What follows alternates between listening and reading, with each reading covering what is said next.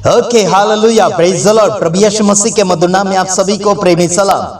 प्रभु में आप सबका भाई आशीष राजकुमार और गुजरात की धरती से बोलता आप सबका भला, आप सबका विकास चाहता हूँ।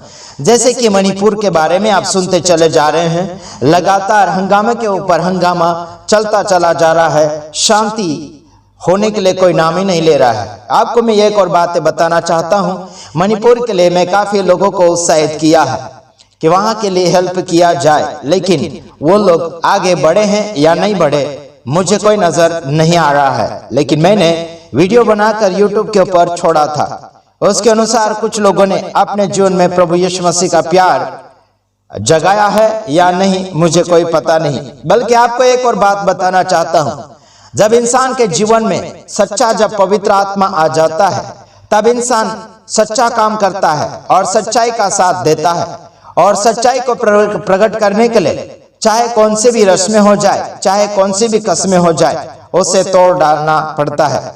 हालांकि कुछ लोगों ने मुझे कहा कि प्रभु यीशु मसीह में आने से पहले कुछ लोगों ने मन्नतें मानी थी, बकरे की या मुर्गे की, या फिर कुछ भेंटे देने की मन्नतें मानी थी, जिन मूर्ति के सामने यानी कि मूर्तियों के सामने बलि करने के लिए वादा किया गया था। वो बातें मुझे पूछताछ कर रहे लोग। आज मैं आपको बताना चाहता हूं, जैसे कि सत्य का आत्मा जब आपके जीवन में आ जाएगा तो झूठ का आप साथ नहीं दे सकते और ना ही झूठ के साथ अपने जीवन को बर्बाद करें। मेरे भाइयों बहनों, झूठ के साथ अगर सत्य अगर आप मिक्स करना चाहोगे तो आगे जाके आपको प्रॉब्लम के ऊपर प्रॉब्लम आती चली जाएगी। मेरे ऊपर बहुत से मतलबी सेवक सेविका, रेवरेंड बिशप और सीनियर जूनियर फोन करते हैं, लेकिन मेरा कहना एक ही बात होता है कि सब एक जैसे हो चुके हैं। क्यों ऐसे एक जैसे हो चुके हैं? जैसे कि जैसा पुराना कर रहा है वैसे नए लोग भी करते चले जा रहे हैं। इसलिए दोष उन्हीं के ऊपर जाता है जिन्होंने गलती करना लोगों को सिखा दिया है। हालांकि मेरा काम है दोष ढूंढकर या फिर गलती ढूंढकर बताना और सुधारना, मेरा काम यह है। बाकी आप जो भी सोचो हम उसे नहीं मानते हैं।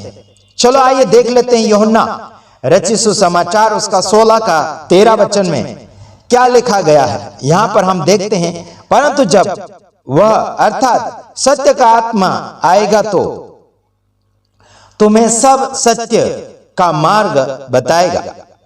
हालेलुया। क्या बताएगा? मेरे भाइयों बहनों, जब सत्य का आत्मा आ जाता है तब वो सत्य का मार्ग, सब सत्य का मार्ग बताता है। एक नहीं, कई ऐसे मार्ग होते हैं रास्ते में चलने वाले, या फिर आपको जीवन शैली में, जीवन रैली में चलना है, वो रास्ते भी आपको सही बताएंगे। आपके कामकाज भी आपको सही वो परमेश्वर बताएंगे। हालांकि स्वर्ग तक पहुंचने का मार्ग तो एक ही है, लेकिन संसार में फैलने के, संसार में घूमने के रास्ते और मार्ग बहुत से होते हैं। उन मार्गों में भी आपको सच्चा मार्ग परमेश्वर बताएगा। सही आपको अगुवाई किया जाएगा। किसके द्वारा? पवित्र आत्मा यानी सत्य आत्मा के द्वारा। आज संसार भर में कुछ लोगों ने कहा, जैसे बुजुर्गों ने सिखाया है वैसे ही सीखकर आगे की ओर बढ़ना चाहते हैं। ये आपको ऐसा करना भी नहीं चाहिए, और ऐसे अगर कर रहे हैं तो आप दंडित हो जाएंगे और आप श्रापित, और स्वर्ग के लिए आप रास्ता क्या कर रहे हैं? स्वर्ग के लिए आपका रास्ता आप खुद बंद करते चले जा रहे हैं, और दोषी तो आप खुद है। किसी और के ऊपर दोष लगाने की आवश्यकता नहीं है।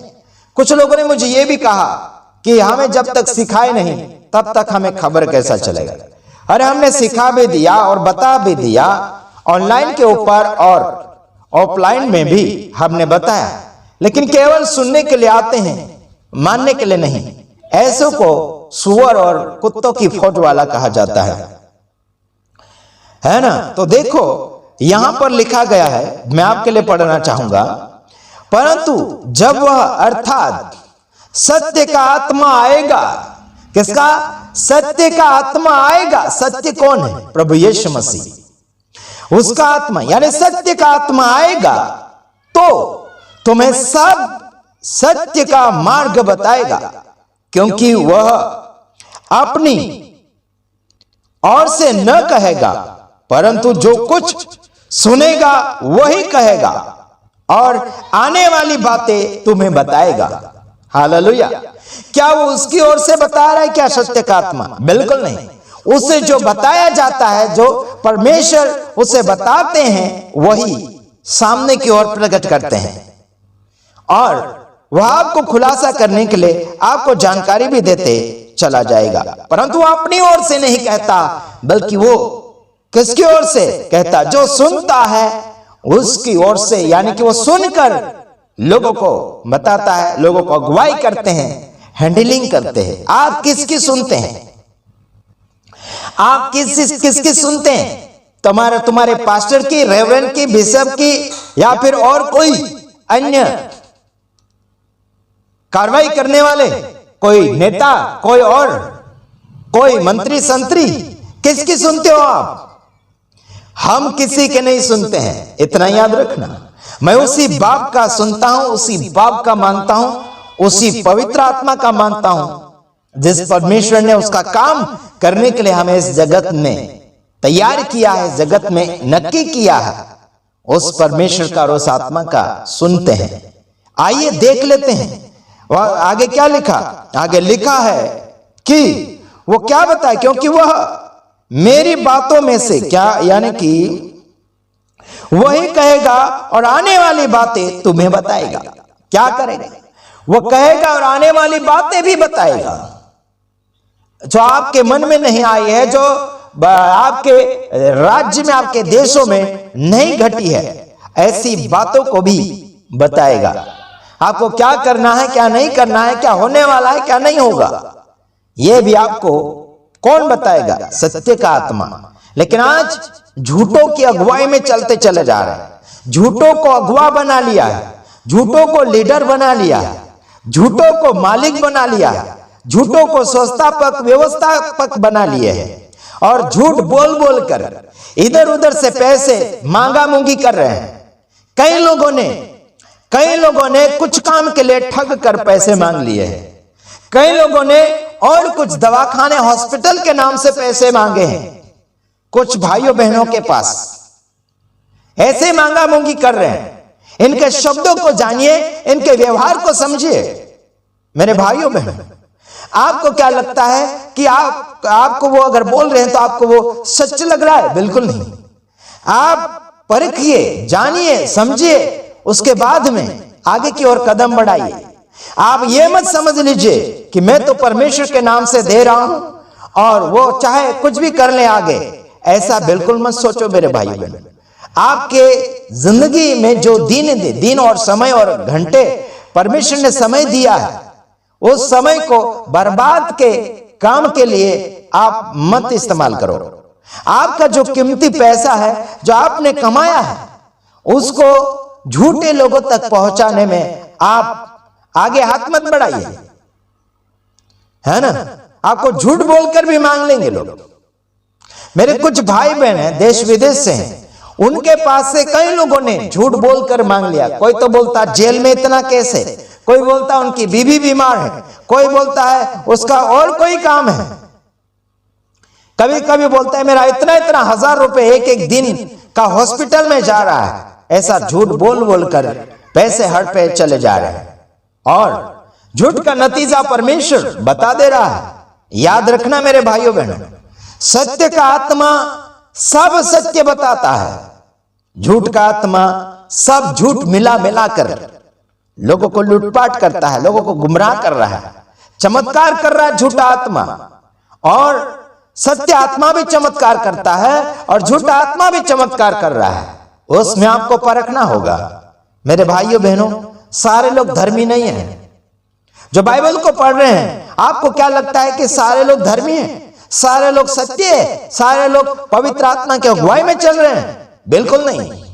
गिने चुने लोग ही जो सत्य की आत्मा पर विश्वास करके उसके अगुवाई में चलते हैं, बल्कि कुछ लोग हैं अपना अपना बढ़ावा चाहते हैं, अपना अपना फायदा चाहते हैं, किसी और का नहीं। मणिपुर के लिए हमने बातें छेड़ी थी, उस बात के लिए किसी ने क्या कदम बढ़ाए, हाथ बढ़ाए क्या है? क्या है? ऐसे तो बड़े बड़े वचन बोलेंगे, बड़े बड़े प्रचार करेंगे, बड़े बड़ा सामर्थ दिखाएंगे, लेकिन जब भलाई और कर्म की बातें आती है, जीरो बन जाते हैं।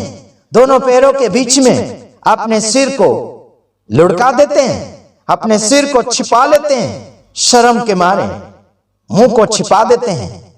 धन की जब बातें आती है देने की, तब क्या होता है? ये लोग छिपते हैं। जब लेने की बात आते हैं तो सीना तान के मांगते हैं और बार बार फोन करते हैं, बार बार टॉर्चर करते हैं, कब देंगे, क्या नहीं देंगे, है ना? तो ध्यान रखना, सत्य का आत्मा आएगा तो सत्य बताएगा। आप लोगों को रिवाजों से अलग होना है।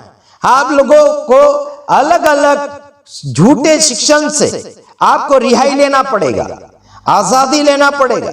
सत्य और झूठी बातों को पहचानना होगा, सत्य और झूठे संदेश को पहचानना होगा, सच्चे और झूठे भविष्यवक्ता को और प्रचारक लोगों को पहचानना होगा। आपको उठा और छूटा बाइबल लेकर उसके ऊपर भरोसा नहीं करना है। बाइबल के वचन हैं जो आपको दो धारी तलवार के नाम से पहचान मिलती है। दोनों तरफ काटा जाता है ना, इधर भी उधर भी छटा छोटी की जाती है, लेकिन आज एक ही तरफ काट रहे हैं। केवल कोई पुराना नियम, कोई नया नियम, है ना? दोनों तरफ आपको मद्देनजर रखते हुए आपको वचन के द्वारा फैसला ले लेना चाहिए। क्या समझ रहे हैं और क्या नहीं समझ रहे मुझे बिल्कुल पता नहीं है, लेकिन तो ध्यान रखना, आपने जो सुना और सुन लेना चाहिए, मान लेना चाहिए, आगे की ओर बढ़ना चाहिए। गॉड ब्लेस यू, आमीन।